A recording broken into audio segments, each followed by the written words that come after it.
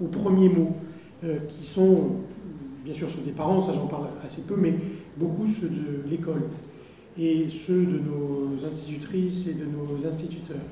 Nous faisons une expérience absolument radicale de la parole, qui marque tellement que, par exemple, Pascal Quignard en sera mutique, comme chacun sait, pendant une grande partie de son adolescence. Et de cette expérience qui nous porte et nous traverse jusqu'à l'âge adulte, nous gardons peut-être la capacité de raconter le monde, de le voir, de le décrire.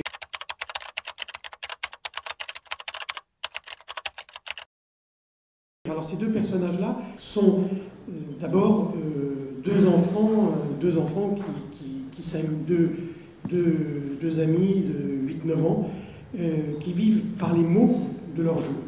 Paul, le fils de l'institutrice, est brillant en tout, il parle très bien.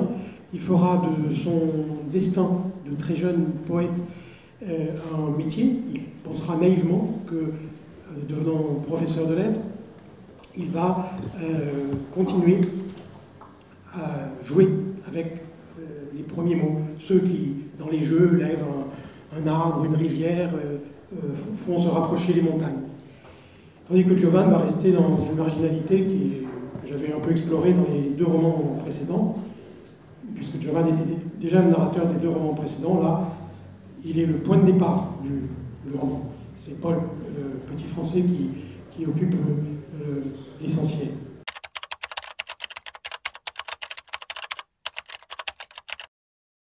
Le roman tourne autour d'une cérémonie qui est organisée en hommage à Paul, comme le rappelait Jean-François à l'instant, dans un vieux lycée parisien. Et Giovan va épauler, seconder son ami. Il s'attend à ce qu'on lui remette une sorte de récompense, à ce que des gens éminents louent son œuvre poétique. Et il est stupéfait de ce qu'il découvre. C'est-à-dire qu'il découvre l'institution scolaire d'aujourd'hui dans ce qu'elle a de plus totalitaire, de plus terrifiant.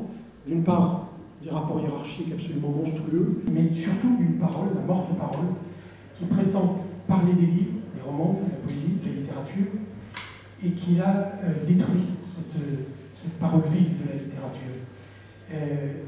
Et Giovan, on retrouve en écoutant parler un terrifiant inspecteur, retrouve des souvenirs de son lycée. Il avait été exclu de sa classe de compte.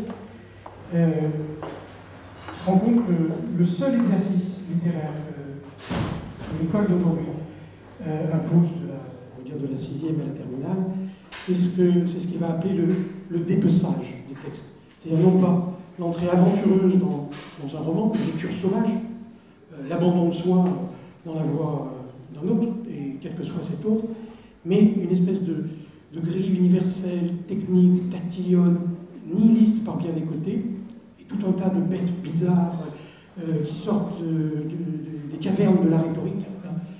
Et il est stupéfait d'entendre quelqu'un censé parler de l'enseignement et de la transmission des livres et des histoires, d'entendre parler de la sorte.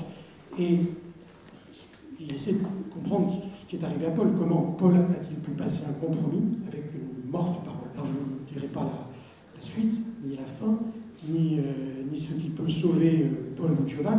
C'est un des enjeux du roman.